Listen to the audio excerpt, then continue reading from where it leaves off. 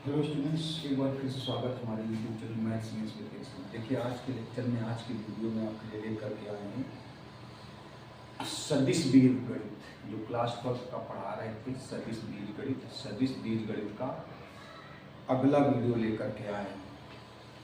तो देखिए, पिछले वीडियो में कुछ क्वेश्चन कराए थे और पिछले वीडियो में थोड़ी सी प्रॉब्लम आ गई थी, माइक में कोई प्रॉब्लम आ गई थी जिसमें कुछ आवाज़ में सरसराहट थी। फिलहाल कोशिश कर रहे इस वीडियो में हो सकता है बिल्कुल क्लियर आवाज़ आपको मिलेगी। कभी कभी माइक में कुछ कॉलर माइक में कुछ प्रॉब्लम आ जाती है, जिसकी वजह से थोड़ी सी दिक्कत हो गई थी। फिलहाल अब देखिए, नेक्स्ट वीडियो लेकर के आए हैं, तो देखिए थोड़ा सा नेक्स्ट वीडियो को। पिछले वीडियो में हमने शायद 9 और 10 नंबर तक बताया था, 11 नंबर से बताना है। जो क्वेश्चन है, ये क्वेश्चन की पीडीएफ बना करके डिस्क्रिप्शन बॉक्स में हमने अपलोड कर दी थी। उसकी लिंक डिस्क्रिप्शन बॉक्स में है। दूसरे वाले वीडियो में, ये तीसरे वाले वीडियो हमने सारे क्वेश्चन दिखाए थे, आंसर भी दिखाया था, आप जाकर के वहाँ से देख सकते हैं। देखिए, क्वेश्चन नंबर 11 को स्टार्ट करने से पहले एक इम्पॉर्टेंट चीज़ आपको बता दी। देखिए, इसको आपको याद रखना है। बहुत सारे क्वेश्चन इससे सॉल्व हो कुछ। ये देखिए, जैसे पिछले क्वेश्चन में भी एक थ्योरम बताई थी त्रिभुज से रिलेटेड, इसमें एक थ्योरम बताई थी, इसको याद रखना है। जैसे कह दिया जाए ये कोई त्रिभुज है, इससे बहुत सारे क्वेश्चन सॉल्व होंगे, एक्सरसाइज के और एग्जाम्पल के बहुत सारे क्वेश्चन सॉल्व होंगे, तो आपको गौर से समझना है। जैसे कोई त्रिभुज है ABC, उसमें से AD माध्यिका है। अगर ये त्रिभुज है कोई ABC, बहुत जरूरी चीज बताने जा रहा है, इससे कई सारे क्वेश्चन सॉल्व होंगे, एक्सरसाइज के भी और एग्जाम्पल के भी, इसलिए गौर से देखिएगा। जैसे त्रिभुज है, त्रिभुज ABC है, उसमें से AD माध्यिका है। AD क्या है? माध्यिका है। और D क्या है? देखिए, मध्य बिंदु है। AD माध्यिका है और D मध्य बिंदु है। देखिए, AD माध्यिका है और D मध्य बिंदु है, तो इसको क्या कर सकते हैं? इसमें ये याद रखना है, AD vector equal to AB vector plus AC vector upon 2, ऐसे। ये चीज जरूर ध्यान रखिएगा। कब? जब किसी त्रिभुज में कोई माध्यिका हो, जब किसी भी त्रिभुज में, जैसे त्रिभुज ABC में AD क्या है? माध्यिका है, और B क्या है? मध्य बिंदु है। त्रिभुज ABC में AD माध्यिका है, AD माध्यिका है, B क्या होगा? मध्य बिंदु होगा। B मध्य बिंदु है, तो आप लिख सकते हो AD vector equal to AB vector plus AC vector by 2, या इसी को ऐसे लिखा जा सकता है, 2AD vector equal to AB vector plus AC vector. ये चीज बहुत जरूरी है, बहुत ही ज्यादा। इसमें देखिए, एक चीज देखने वाली ये है कि डायरेक्शन A से B की तरफ, A से C की तरफ और A से D की तरफ। तो ऐसा कब होगा? जब AD क्या होगी? माध्यिका होगी। जब AD माध्यिका होगी तो D क्या हो जाएगा? मध्य बिंदु हो जाएगा। जब AD माध्यिका होगी तो D मध्य बिंदु हो जाएगा। D मध्य बिंदु हो जाएगा तो क्या लिख सकते हैं? AD vector equal AB vector plus AC vector by 2, AB vector plus AC vector by 2, या 2 से अगर मल्टीप्लाई कर दें 2AD vector equal to AB vector plus AC vector. आपको इसमें महत्वपूर्ण चीज ये होगी, अब इसको प्रूव करके भी दिखाते हैं। चलिए, इसका प्रूवमेंट भी बताते हैं। लेकिन इसमें महत्वपूर्ण चीज ये है, देखने वाली चीज ये है कि डायरेक्शन A से B की तरफ, A से D की तरफ और A से C की तरफ। इसका आप स्क्रीनशॉट ले लो, इसको प्रूव करके दिखाते हैं। आप लोग इसका स्क्रीनशॉट जरूर ले लीजिए, इसको प्रूव करके दिखा देते हैं जल्दी से। देखिए, स्क्रीनशॉट इसका ले लिया और इसका प्रूवमेंट बताते हैं, लेकिन ये याद जरूर रखना, बहुत अच्छी चीज है।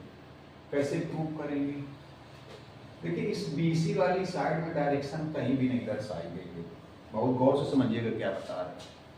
ये जो BC वाली साइड है, BC वाली साइड में डायरेक्शन किसी की ओर नहीं दर्शा, इसमें जो A से B की तरफ, A से B की तरफ, A से C की तरफ। लेकिन ये जो BC वाली भुजा है, इसमें किसी भी तरफ डायरेक्शन नहीं शो की गई तो अपने आप भी ले सकते हैं, लेकिन अपने आप अब दोनों तरफ नहीं ले सकते, इधर ले लेंगे तो फिर इधर नहीं लेंगे, बी से सी की तरफ ले लें चाहे सी से बी की तरफ ले लें। हमने आपको बताया अभी तक पिछले वीडियो में कि अगर किसी साइड पे डायरेक्शन नहीं शो की गई तो आप अपने आप शो कर सकते हैं, लेकिन ऐसा नहीं कि दोनों साइड शो कर दें। दोनों साइड का मतलब ऐसा नहीं कर सकते कि बी से सी में भी शो कर दो और सी से बी में भी शो कर दो, ऐसा नहीं होगा। किसी एक साइड में इसको शो किया जाए। देखिए कैसे शो करेंगे। चलो हमने इस साइड ले लिया ऐसे जैसे, तो अब देखिए ये जो त्रिभुज ए बी डी है, गौर से देखिएगा, इसका प्रूवमेंट बता रहे हैं, जरूरी अच्छा क्वेश्चन है, इसका बहुत काम पड़ेगा एक्सरसाइज में और एग्जाम में। ये जो त्रिभुज ए बी डी है, इसमें सदिशों के योग का त्रिभुज नियम लगा दिया जाए। ये जो त्रिभुज है ए बी डी, इसमें क्या लगाया गया? सदिशों के योग का त्रिभुज नियम। सदिशों के योग का त्रिभुज नियम कौन किससे जुड़ेगा? ए बी और बी डी जुड़ जाएंगे, क्योंकि ऐसा लग रहा है कि ये जो ए बी है ये बी डी का पीछा कर रहा है, ए बी और बी डी जुड़ जाएंगे। देखिए बी डी और डी ए नहीं जुड़ेंगे। डी ए इसलिए नहीं जुड़ेंगे क्योंकि जो डायरेक्शन है वो डी से ए की तरफ नहीं है, ए से डी की तरफ। कौन किससे जुड़ेगा? A B plus B D. देखिए यहां से कह सकते हैं A B vector plus B D vector equal to A D vector. ये देखिए A B vector plus B D vector जुड़ जाएंगे, क्योंकि ए बी में से बी जो है वो हेड है और बी डी में से जो बी है वो टेल है, तो जुड़ जाएंगे। बी बी हटा के देखो क्या बनेगा? ए डी वेक्टर बनेगा। किस नियम से? सदिशों के योग के त्रिभुज नियम से। चलिए समीकरण नंबर 1 हो गया। अब देखिए जब इसमें डायरेक्शन बी से डी की तरफ है, थोड़ा सा देखिएगा, इसमें डायरेक्शन बी से डी की तरफ है तो इसमें कहां से होगी? डी से सी की तरफ। अब इसी तरफ रहेगी, मतलब बी से सी की तरफ डायरेक्शन ली गई है, तो चाहे इतना लिया जाए तब भी डायरेक्शन इधर चलेगी और चाहे ये लिया जाए तब भी डायरेक्शन इधर ही चलेगी। फिर ऐसा नहीं होगा कि डायरेक्शन इधर ऐसे कर दिया और इसमें इधर की तरफ कर दिया, इधर की तरफ, ऐसा नहीं हो। देखो बी से सी की तरफ ही है, चाहे इसमें बी डी में, चाहे बी डी में देखो चाहे डी सी में देखो। अब इसमें देखिए जो ये वाला त्रिभुज है, ये वाला त्रिभुज, इसमें सदिशों के योग का त्रिभुज नियम लगाया जाए। सदिशों के योग का त्रिभुज नियम तो कौन किससे जुड़ेगा? देखिए ए डी वेक्टर और प्लस बी सी वेक्टर, कौन कौन जुड़ जाएगा? A D vector plus B C vector. A D vector plus B C vector जुड़ करके क्या बनाएंगे? A C vector. जुड़ करके क्या बनाएंगे? ए सी वेक्टर बनाएंगे। अच्छा तो देखिए ए डी में से डी हेड है और डी सी में से डी टेल है, यहां से भी ए डी वेक्टर की वैल्यू निकाली जाए। ए डी वेक्टर को हम लोग कह सकते हैं A C vector minus B C vector, इसका उधर ट्रांसफर कर दिया। अब थोड़ा सा देखिए क्या करते हैं, इसको इस साइड लिखते हैं और इसको इस साइड लिखते हैं, ऐसे A C vector minus B C vector equal to A D vector. देखिए इस वाले त्रिभुज में जब सदिशों की योग का त्रिभुज नियम लगाया गया, A D vector plus D C vector equal to A C vector, यहां से भी ए डी वेक्टर का मान निकालें। क्यों? क्योंकि इधर भी ए डी वेक्टर है, इधर भी ए डी वेक्टर का मान कैसे निकालें? डी सी के इधर ट्रांसफर कर दिया। अब देखिए ये पूरी वैल्यू इधर लिख दी और ये डी इधर लिख दिया। अब देखिए इसको मान लो समीकरण 2, समीकरण 1 और समीकरण 2 को जोड़ दिया जाए। समीकरण 1 और समीकरण 2 को जोड़ दिया जाए। जब जोड़ेंगे तो लेफ्ट हैंड साइड को लेफ्ट हैंड साइड से जोड़ेंगे और राइट हैंड साइड को राइट हैंड साइड से जोड़ेंगे। देखिए लेफ्ट हैंड साइड को लेफ्ट हैंड साइड से जोड़ेंगे और राइट हैंड साइड को राइट हैंड। कैसे? ये इससे प्लस करेंगे और ये इससे प्लस करेंगे, तो देखो कैसे आएगा। A B vector plus B D vector plus ये A C vector minus B C vector AD vector 2AD vector. अब देखिए आपको बता दें कि जो BD वेक्टर है वो BC वेक्टर के इक्वल होगा। ये चीज जो BD वेक्टर है, क्योंकि D मध्य बिंदु है, D क्या है? मध्य बिंदु। और आपको पिछले वीडियो में बताया था यहाँ पर D मध्य बिंदु है, जो BD वेक्टर है वो DC वेक्टर के बराबर होगा। BD वेक्टर DC वेक्टर के बराबर होगा और BD वेक्टर DC वेक्टर के बराबर होगा। और कितना होगा? ये जो BC वेक्टर है इसका आधा होगा। देखिए क्यों बराबर होगा? ये संवेग सदिश हो गए। अगर आपसे कोई पूछ ले कि सदिश के हिसाब से क्यों होंगे, तो संवेग सदिश है, एक ही क्रिया रेखा पर कार्य करते हैं। D मध्य बिंदु है तो BD वेक्टर और DC वेक्टर बराबर होंगे। देखिए तो हो जाएगा AB vector BD vector plus AC vector. यहाँ भी DC की जगह ये BD लिख सकते हो, इसकी जगह ये BD लिख सकते हो, 2AD वेक्टर। ये इससे क्या हो जाएगा? कैंसिल, सेम वैल्यू है।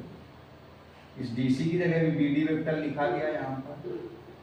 अब देखिए AB vector plus AC vector equal to 2AD vector और 2 अपान में आ जाएगा। देखिए यही चीज प्रूव करनी है। ये चीज बहुत जरूरी है, लेकिन एक चीज बहुत इससे जरूरी है, कब होगा? जब D मध्य बिंदु होगा, AD माध्यिका होगी, AB vector plus AC vector. किसी भी त्रिभुज में ऐसी कोई सिचुएशन बनेगी तो एज ए फार्मूले के तौर पर इसको इस्तेमाल किया जाएगा। इसका जल्दी से स्क्रीनशॉट ले लीजिए।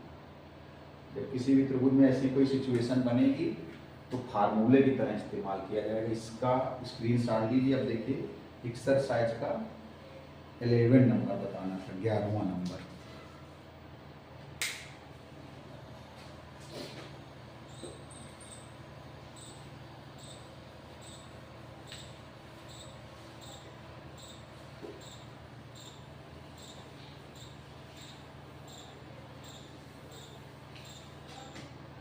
देखिए 11 नंबर हमने बताया, जो क्वेश्चन है, क्वेश्चन की PDF, क्वेश्चन और आंसर की PDF बना करके उसकी लिंक डिस्क्रिप्शन बॉक्स में दूसरे वीडियो में दे दी गई है।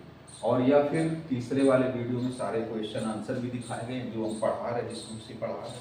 तो अब देखिए क्वेश्चन क्या है कि ABCD एक समांतर चतुर्भुज के विकर्ण P पर काटते हैं।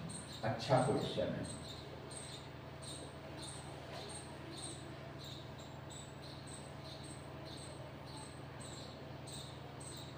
ये देखिए ABCD कोई समांतर चतुर्भुज है, इसके विकर्ण P पर मिलते हैं, मतलब P पर काटते हैं। ये विकर्ण P पर काटते हैं। O कोई बिंदु है, इसमें बोला गया O कोई बिंदु है। अब O विकर्ण P पर ये समांतर चतुर्भुज है, O कोई बिंदु है। देखिए तो O चित्र के बाहर भी हो सकता है, O चित्र के अंदर भी हो सकता है। चलिए मान लो ये सपोज कर लो ये O कोई बिंदु है। तो आगे आज प्रूव करना है OA vector plus OB vector plus OC vector plus OD vector equal to 4 vector OP। ये प्रूव करना है 4 वेक्टर OP। देखिए OA वेक्टर ये हो गया, OB वेक्टर ये हो गया, OC वेक्टर वेक्टर ये हो गया, OD वेक्टर ये हो गया और OP वेक्टर ये हो गया। अब देखिए कैसे प्रूव करेंगे, जो अभी आपको बताया गया, जो आपको अभी नहीं बताया गया, ये कि किसी भी त्रिभुज में ऐसे त्रिभुज ABC, इसमें कह दिया जाए D मध्य बिंदु है, इसमें अगर कह दिया जाए D मध्य बिंदु है, तो यही मध्य बिंदु का सूत्र जैसे बताया गया। कैसे बताया गया? देखो ऐसे AD vector equal to AB vector plus AC vector, direction का ध्यान रखना, बटे 2 को इधर घुमा करके। डायरेक्शन देखिए कैसे है, ये जो शीर्ष है, शीर्ष से बाहर की ओर है, ये शीर्ष है ना, तीनों की दिशा देखिए, तीनों मतलब एडी की, एबी की, एसी की। अभी सिद्ध भी कराया था, हमने कहा था ये फार्मूला, इसको याद भी रखना है, इससे कई सारे एग्जाम्पल भी बताएंगे। हमने बताया कि जो भी पढ़ाएंगे फॉर्मेलिटी के लिए नहीं, और कोशिश करेंगे कि 100% आपको पढ़ाया जाए। तो A D vector, A B vector, A C vector बटे 2, 2 का गुणा करा जाए। किसी भी त्रिभुज में अगर किसी भुजा का मध्य बिंदु या माध्यिका बनती है तो ये सूत्र अगर जरूरत पड़े तो ये सूत्र आप लगा सकते हैं। किसी भी त्रिभुज में अगर माध्यिका बनती है, माध्यिका कब बनेगी? जब किसी भुजा का मध्य बिंदु लेंगे, जब किसी भुजा का मध्य बिंदु लेंगे तो माध्यिका बनेगी, माध्यिका बनेगी तो ये सूत्र जरूरत पड़ने पर लगा सकते हैं। इधर आइए, अब देखिए थोड़ा सा गौर से देखेंगे, इसमें जैसे त्रिभुज लिया जाए, ये समझना, मार्कर पे इतना कहाँ से देगा, ओ ए सी त्रिभुज, ये त्रिभुज ओ ए सी, त्रिभुज ओ ए सी में, अब आप चित्र से देखिए, ओ ए सी में पी क्या है? भुजा ए सी का मध्य बिंदु, लिखना पड़ेगा। पी जो है भुजा ए सी का मध्य बिंदु है। देखिए आपके दिमाग में क्वेश्चन जरूर आया होगा कि मध्य बिंदु है, ये लिखा कहाँ है? सवाल में तो लिखा नहीं है, सवाल में नहीं लिखा। देखो त्रिभुज कौन सा लिया गया, हम आपको इसे बता रहे थे, ये देखना कहाँ, ओ ए सी, ये त्रिभुज ओ ए सी, ये इतना त्रिभुज, ये त्रिभुज है ओ ए सी। आप फिर से देखो ओ ए सी, ये त्रिभुज, उसमें से पी क्या है? ए सी का मध्य बिंदु। आपके दिमाग में एक चीज आई होगी, इस सवाल में तो कहीं लिखा नहीं है कि जो पी है वो ए सी का मध्य बिंदु है, मतलब क्वेश्चन में तो कहीं नहीं लिखा कि जो पी है वो ए सी का मध्य बिंदु है। ये कहाँ से हो गया? तो भैया सुनिए, समांतर चतुर्भुज के जो विकर्ण हैं वो एक दूसरे को समद्विभाजित करते हैं, ये तो सबको पता है कि समांतर चतुर्भुज के विकर्ण एक दूसरे को समद्विभाजित करते हैं। समद्विभाजित करने मतलब समझते हो, जो पी है जहां पर काटते हैं, देखो विकर्ण कहां पर काट रहे हैं? पी पर, तो पी जो है वो AC का भी मध्य बिंदु होगा, जो पी है वो BD का भी मध्य बिंदु होगा। समांतर चतुर्भुज के जो विकर्ण होते हैं एक दूसरे को समद्विभाजित करते हैं। समांतर चतुर्भुज के विकर्ण एक दूसरे को समद्विभाजित करते हैं। समद्विभाजित करने का मतलब जहां पर काटते हैं वो मध्य बिंदु होता है।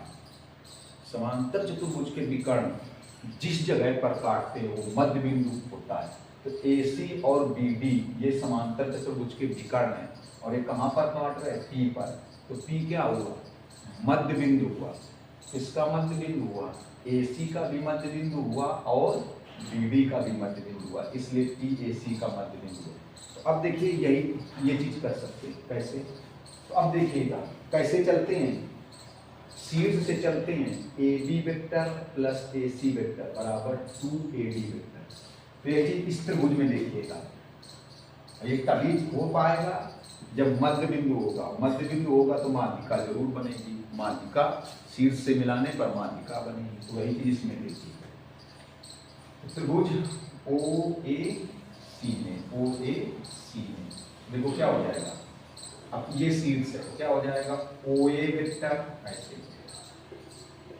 OA वेक्टर, OA वेक्टर शीर्ष इधर की चलेंगे, OA वेक्टर फिर हो जाएगा OC vector plus OC vector equal to क्या हो जाएगा?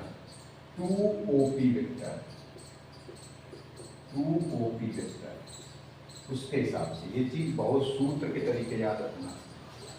देखिए तो शीर्ष ये है, तो O से A की तरफ चले OA वेक्टर, O से C की तरफ चले OC वेक्टर, और फिर माध्यिका की तरफ चलेंगे क्योंकि P मध्य बिंदु है तो OP माध्यिका होगी। P मध्य बिंदु है तो त्रिभुज OAC में OP क्या होगी? माध्यिका 2OP वेक्टर। अब देखिए, अब त्रिभुज OBD में कहाँ है OBD? देखिए OBD, ये त्रिभुज OBD, त्रिभुज OBD में ये OB और D, ये त्रिभुज, इसमें भी क्या है? P जो है भुजा BD का मध्य बिंदु है, ऐसे लिखना पड़ेगा, लिखोगे तभी ये मध्य बिंदु का सूत्र काम आएगा। देखिए क्यों मध्य बिंदु है, क्योंकि हमने बताया था कि जो विकर्ण है एक दूसरे को समांतर चतुर्भुज के जो विकर्ण एक दूसरे को समद्विभाजित करते हैं। तो P जो है वो AC का भी मध्य बिंदु है, जो P है वो BD का भी मध्य बिंदु है, समझिएगा। तो P क्या है, BD का मध्य बिंदु, त्रिभुज OBD में, ऐसे त्रिभुज OBD में, त्रिभुज OBD में OB vector plus OD vector, देखो ये O है, OBD त्रिभुज ले रहे, ये त्रिभुज ले रहे, OB vector plus OD vector equal to हो जाएगा 2OP वेक्टर, ये त्रिभुज ले रहे हैं OBD, OB vector plus OD vector equal to 2OP vector. अब देखिए दोनों समीकरणों को जोड़ दिया जाए, समीकरण 1 प्लस समीकरण 2 जोड़िए, जोड़ेंगे तो लेफ्ट हैंड साइड को लेफ्ट हैंड साइड से जोड़ेंगे, राइट हैंड साइड को राइट, तो कैसे जोड़ेंगे, OA vector plus OC vector plus OB vector plus OD vector equal to हो जाएगा 2OP प्लस 2OP 4OP, ये सिद्ध हो जाएगा। कैसे जोड़ेंगे, देखो इन दोनों को इन दोनों से जोड़ देंगे तो ये चीज आ जाएगी, और 2OP वेक्टर से 2OP वेक्टर जोड़ देंगे तो 4OP वेक्टर आ जाएगा, प्रूव हो गया। तो एक लाइन बची, जोड़ लेंगे, स्क्रीनशॉट लीजिए, अगला देखिए।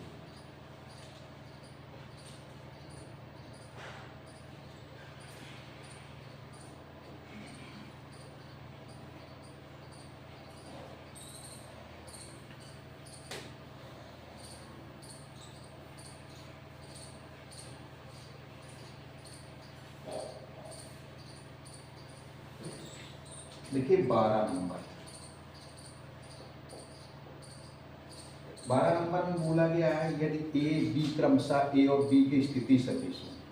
देखिए जो स्थिति सदिश होते हैं, आपको 1000 एक बार बताया, आज 1000 दूसरी बार सुनिए, और देखिए मन से पढ़ना है, कोई भी लक्ष्य बड़ा नहीं जीता वही जो डरा नहीं, किसी चीज से डरिए मत, थोड़ा सा मेहनत करने की कोशिश करिए और डरिए मत, आप लक्ष्य को हासिल करेंगे। इसमें बोला गया A और B क्रमशः A और B के स्थिति सदिश हैं, A और B के स्थिति, क्योंकि इसमें बोला गया है कि A और B, A वेक्टर वेक्टर होगा, A वेक्टर और B वेक्टर स्मॉल लेटर में A और B के स्थिति सदिश है। देखिए जो A का स्थिति सदिश है वो OA वेक्टर हो जाएगा, तो मूल बिंदु के सापेक्ष होगी, स्थिति सदिश जो होगा मूल बिंदु के सापेक्ष होगा, मूल बिंदु नहीं पता है तो इसका मतलब O है, तो A का स्थिति सदिश हो जाएगा OA वेक्टर, ये दिया जा रहा है A वेक्टर, ये दिया है, B का स्थिति सदिश OB वेक्टर, ये भी दिया जा रहा है B वेक्टर, ये भी दिया जा रहा है क्या है B वेक्टर। तो कहा गया है कि A इस तरीके से कि AB के बढ़े हुए भाग पर C है, देखिए ऐसे ये AB है, AB के बढ़े हुए भाग पर C है, ये C, AB के बढ़े भाग पर C है।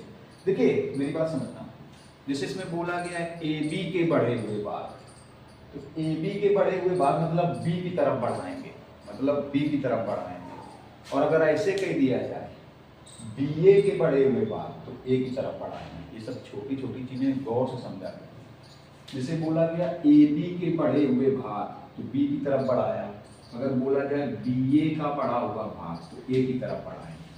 तो कहा गया AB के बढ़े हुए भाग पर C है, तो C का स्थिति सदिश ज्ञात करना है, C का स्थिति सदिश ज्ञात करना है, मतलब OC वेक्टर आपको ज्ञात करना है, क्वेश्चन मार्क कर दिया क्योंकि C का स्थिति सदिश ज्ञात करना है।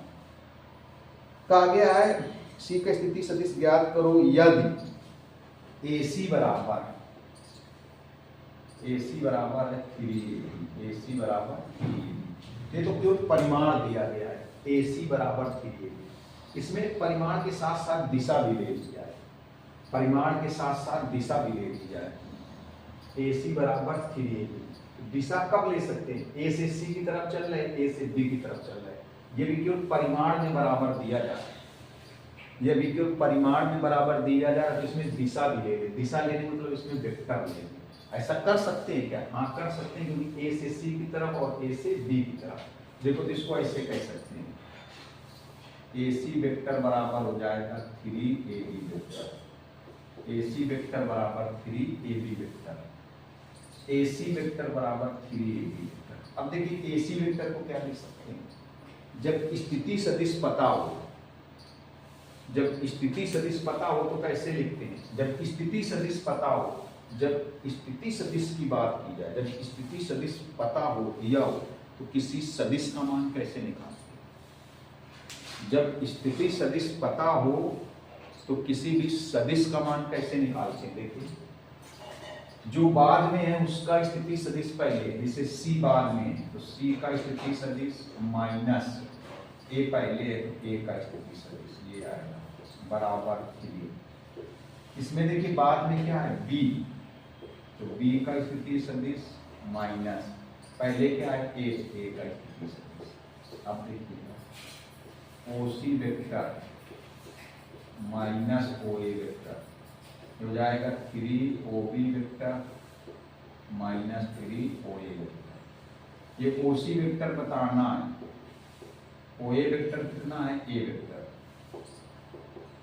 OB वेक्टर कितना है B वेक्टर ये, और ये कितना है A वेक्टर। देखिए इस A वेक्टर का उधर ट्रांसफर कर दो तो हो जाएगा 3B vector minus 3A vector plus हो जाएगा A वेक्टर, ये प्लस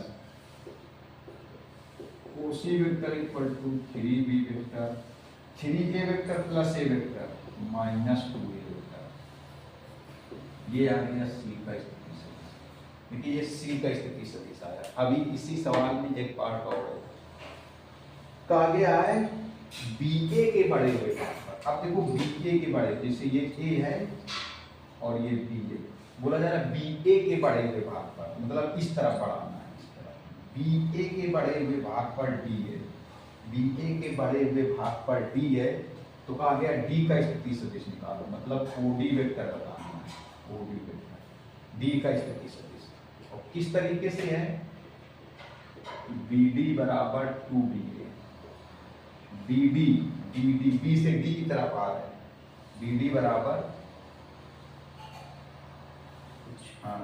BD बराबर 2BA। देखो BD में से B से D की तरफ आ रहा है और BA में से B से A की तरफ, बिल्कुल सेम ऐसे करना है। इसमें परिमाण है, इसमें दिशा भी ले लो, जैसे इसमें हमने किया, इसमें भी परिमाण के साथ साथ दिशा ले लो तो निकल आएगा, बिल्कुल ऐसे जैसे इसको किया बिल्कुल सेम टू सेम इसको ऐसे करेंगे।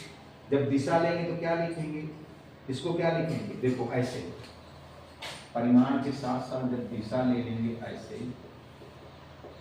अब देखो स्थिति सदिश जब पता हो, जब स्थिति सदिश पता हो तो कोई भी सदिश कैसे निकालें, इसको कैसे निकालोगे, B का स्थिति सदिश OB वेक्टर, B का स्थिति सदिश OB वेक्टर। इसमें देखो जो बाद में है, जो बाद में है उसका स्थिति सदिश पहले लेंगे, A बाद में A का स्थिति सदिश माइनस B का स्थिति सदिश ऐसे। अब इसको सॉल्व कर लेंगे, OB की जगह B वेक्टर रख देंगे, OA की जगह A वेक्टर रख देंगे, OB की जगह B वेक्टर, तो इसका OD वेक्टर का मान निकाला आएगा, OD वेक्टर। इसका स्क्रीनशॉट लीजिए जल्दी से।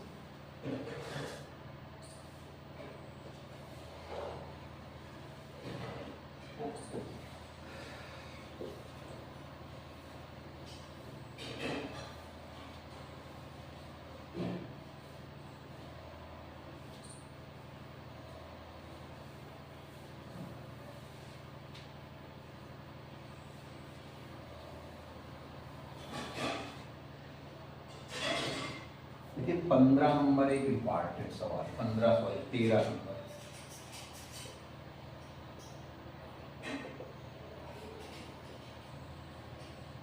इसमें बोला जा रहा है DEF, इसमें भी यही फार्मूला काम आएगा।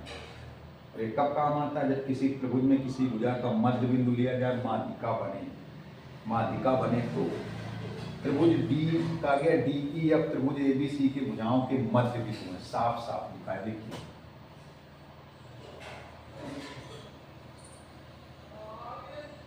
ये त्रिभुज कोई ABC है, कोई त्रिभुज है, देखिए ABC, देखिए ये त्रिभुज ABC है,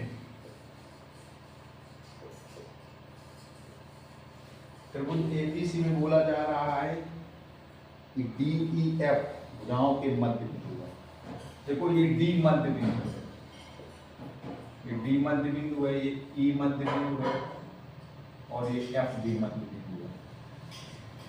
फिर बोला जा रहा है दिखाइए कि किसी बिंदु ओ के लिए, ओ कोई बिंदु है, अब ओ बाहर भी हो सकता है अंदर भी हो सकता है, ओ कोई बिंदु है तो O A vector plus O B vector plus O C vector, O कोई बिंदु है लिखा है, बराबर प्रूव करना है O B vector plus O E vector plus O F vector, ये प्रूव करना है। देखिए इसमें बोला जा रहा है कि डी ई एफ मध्य बिंदु है, यही मध्य बिंदु का फार्मूला काम आएगा, मध्य बिंदु वाला फार्मूला लगेगा, देखिएगा थोड़ा सा। और बोला जा रहा है कि ओ कोई बिंदु है, इसका मतलब ओ मूल बिंदु नहीं है, ओ कोई भी बिंदु है। चलिए ओ कहीं भी ले लो, ओ चित्र के बाहर भी ले सकते हैं अंदर भी ले सकते हैं, जैसे हमने ये ओ ले लिया, थोड़ी देर के लिए ये ओ ले लिया। अब देखिए ओ ए वेक्टर ये हो गया, ओ बी वेक्टर ये हो गया, ओ सी वेक्टर ये हो गया, ओ डी वेक्टर ये हो गया, ओ ई वेक्टर ये हो गया और ओ एफ वेक्टर ये हो गया। यही वाला फार्मूला काम आएगा। देखिए कैसे, पहले त्रिभुज ओ बी सी में,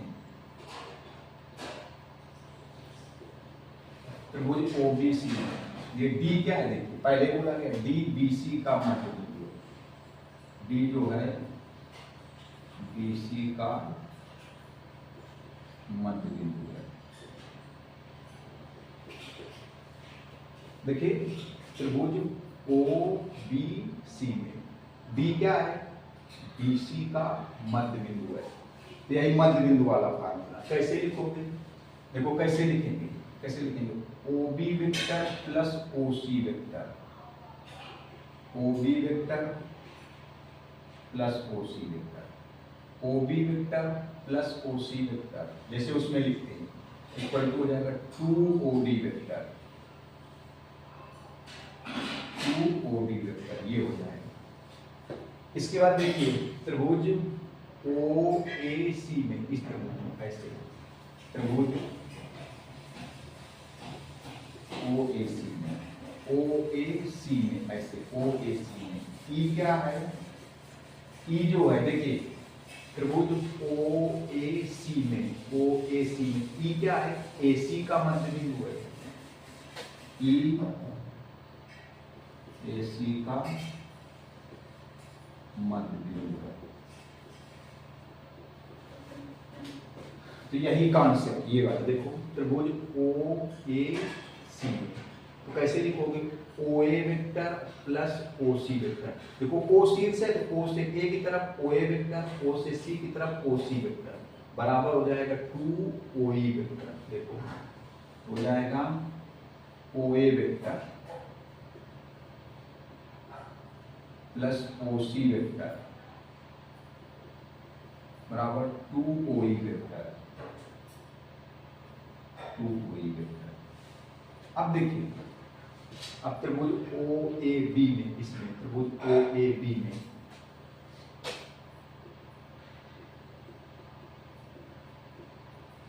त्रिभुज ओ ए बी में, इसमें O A vector plus O B vector,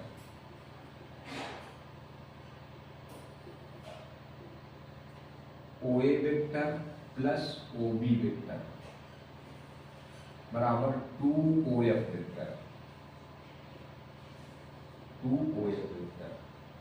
अब देखिए तीनों को जोड़ दें, तीनों को प्लस कर दें, समीकरण 1, समीकरण 2, समीकरण 3। देखिए कैसे जोड़ेंगे, लेफ्ट हैंड साइड को लेफ्ट हैंड साइड से जोड़ेंगे और राइट हैंड साइड को राइट हैंड साइड से। देखो जब इनको जोड़ेंगे, ये दोनों और ये दोनों और ये दोनों, जैसे ओ बी है और ये भी ओ बी है, तो हो जाएगा 2 ओ बी वेक्टर प्लस ये OC है और ये भी OC है, तो हो जाएगा 2OC वेक्टर प्लस ये OA है और ये भी OA है, तो 2OA वेक्टर। इसमें आएगा देखो 2OB vector plus 2OE vector plus 2OF vector, 2OD vector 2OE vector plus 2OF vector. देखिए दो इससे कॉमन कर ली, OB vector plus OC vector plus OA vector, दो इससे कॉमन कर ली, OD vector OE vector plus OF vector, दो से दो कैंसिल हो जाएगा। देखिए जो प्रूव करना है, जो सिद्ध करना है वो चीज आ गई, जो प्रूव करना सिद्ध करना वो आ गई। अब देखिए 14 नंबर,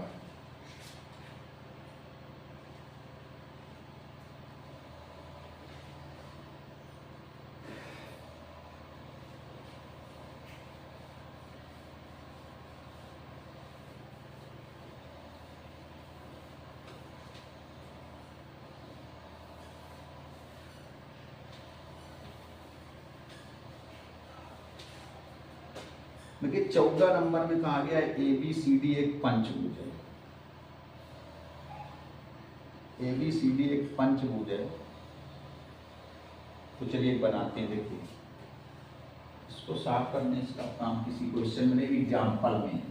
अभी जब एग्जाम्पल बताएंगे तब इसका काम है। देखिए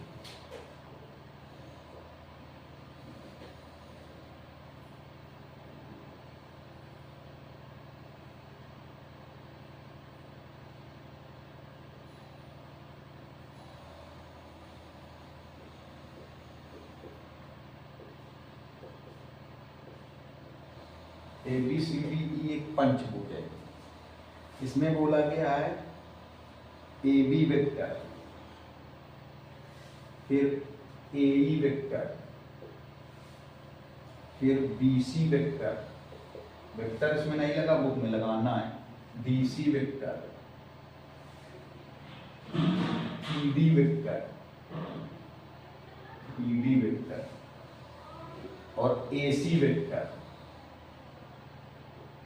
इनका परिणामी आना चाहिए 3AC वेक्टर, इनका परिणामी 3AC vector.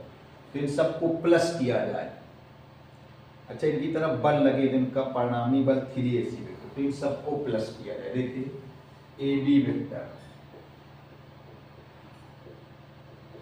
Plus AE vector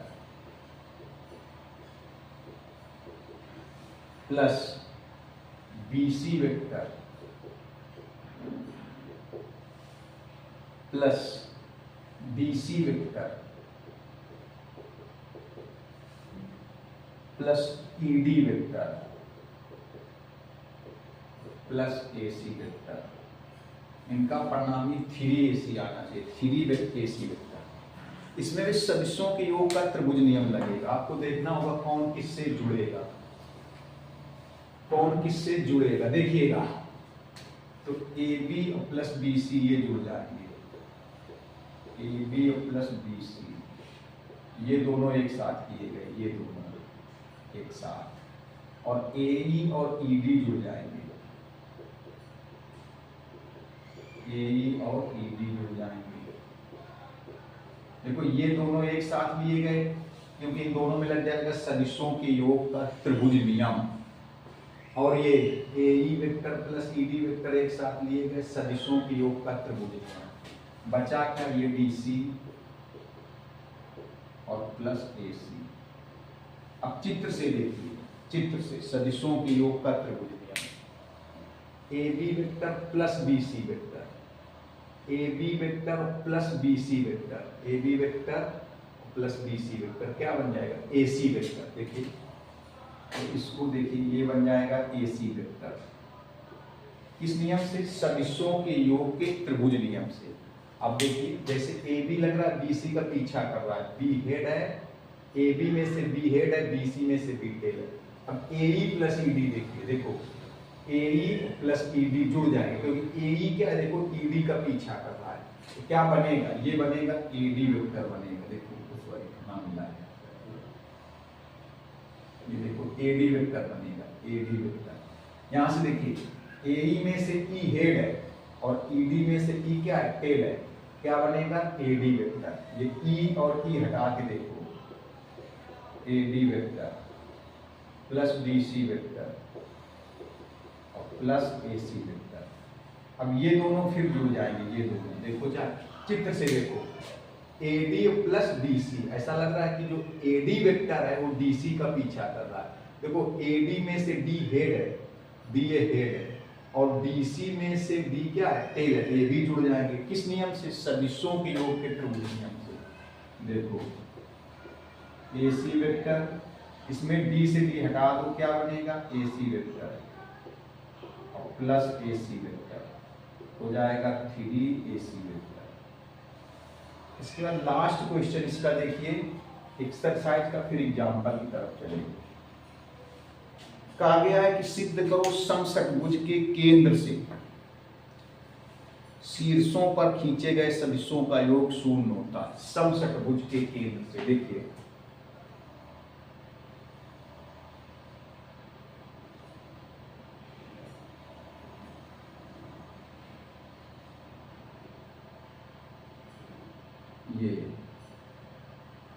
ये समषटभुज है।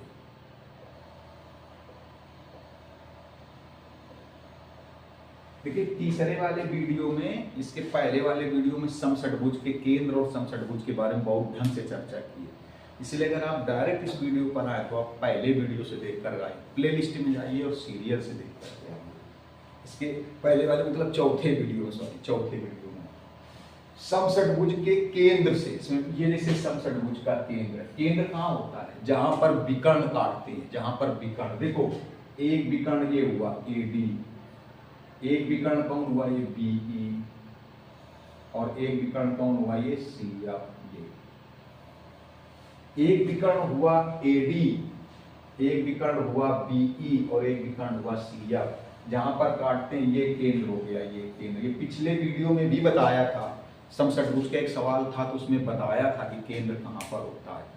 अब देखिए, अब बोला गया है केंद्र से, केंद्र ये है, फिर बोला गया केंद्र से शीर्षों तक खींचे गए सदिश, शीर्षों तक। तो एक केंद्र ये, केंद्र से शीर्ष कौन है, A B C D E F. अब केंद्र से शीर्षों की ओर सदिश लेना है, तो देखो केंद्र से जी है, अब शीर्ष ए है, तो जी से ए की तरफ लेंगे तो जी ए वेक्टर।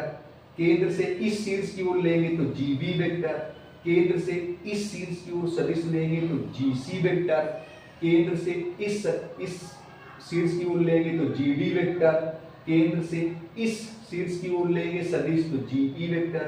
केंद्र से इस शीर्ष की ओर लेंगे तो जी एफ वेक्टर। इनका योगफल शून्य होना चाहिए। मतलब किसका योगफल, देखो केंद्र से इस शीर्ष की ओर सदिश लेंगे जी ए वेक्टर, केंद्र से इस शीर्ष की ओर सदिश लेंगे जी बी वेक्टर, केंद्र से इस शीर्ष की ओर सदिश लेंगे जी सी वेक्टर, केंद्र से इस शीर्ष की ओर सदिश लेंगे जी डी वेक्टर, केंद्र से इस शीर्ष की ओर सदिश लेंगे जी ई वेक्टर, और केंद्र से इस शीर्ष की ओर सदिश लेंगे जी एफ वेक्टर।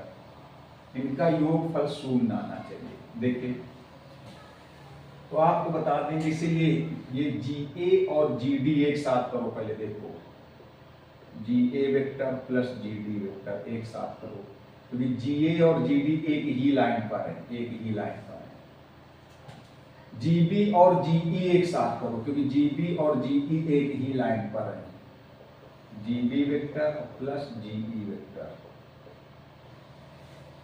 और जी सी और जी एफ एक ही लाइन पर, इनको एक साथ करो, जी सी वेक्टर प्लस जी एफ वेक्टर एक साथ करो। अब देखिएगा, अब आपको पता है कि जी ए, ये देखो जी ए वेक्टर और ये जी डी वेक्टर। तो जी ए वेक्टर अगर देखा जाए, आप समझिएगा, जी ए वेक्टर जो है ना वो डी जी वेक्टर के बराबर होगा। ये पिछले वीडियो में आपको बताया था कि जी क्या है, मध्य बिंदु है, किसका, एडी का। जैसे जी ए वेक्टर है तो डी जी के बराबर होगा, डी जी के, जी से ए की तरफ दिशा तो डी से जी की तरफ, डी जी के बराबर होगा, डी जी के बराबर। ऐसे भी कह सकते हैं जी ए वेक्टर किसके बराबर होगा, माइनस जी डी के बराबर, माइनस जी डी के बराबर। जैसे ये जी बी वेक्टर है, ये देखो ये जी बी वेक्टर, ये जी बी वेक्टर तो किसके बराबर होगा, जी बी वेक्टर किसके बराबर होगा, ई जी वेक्टर के बराबर होगा, ई जी वेक्टर के बराबर होगा। लेकिन अगर इसको जीई बनाना है, इसको जीई बनाना है तो क्या होगा, देखो जीबी वेक्टर हो जाएगा minus GE vector, minus GE vector. जैसे ये जीसी वेक्टर है, जीसी वेक्टर ये पिछले वीडियो में बताया था, तो जीसी वेक्टर, जीसी वेक्टर किसके बराबर होगा, एफ जी वेक्टर। ये पिछले वीडियो में भी बताया था, इसमें भी समझ लीजिए एफ जी वेक्टर के बराबर है, एफ जी वेक्टर के। लेकिन यहाँ पर वेक्टर कौन सा है, जी एफ। तो अगर इसको जी एफ वेक्टर बनाना है तो क्या होगा, इसको लिख देंगे माइनस जी एफ वेक्टर, माइनस जी एफ वेक्टर। अब देखिए क्या करेंगे, सुनिए, जहां ये जी ए वेक्टर है वहां लिखेंगे माइनस जी डी वेक्टर, तो ये जीरो हो जाएगा। जहां ये जी बी वेक्टर है वहां लिखेंगे माइनस जी ई वेक्टर, तो ये जीरो हो जाएगा। जहां जी सी वेक्टर है वहां लिखेंगे माइनस जी एफ वेक्टर, तो ये जीरो हो जाएगा, तो पूरा शून्य हो जाएगा। और यही सिद्ध करना है। देखिए तो यहाँ से एक्सरसाइज समाप्त हुई। अगले वीडियो में एग्जाम्पल के लिए बताएंगे। अब अगर आपको लग रहा है कि नहीं आपके लिए मेहनत कर रहे हैं, चैनल को सब्सक्राइब जरूर करें, लाइक करें, शेयर करें, कमेंट्स करें। मिलेंगे नेक्स्ट वीडियो में। नमस्कार।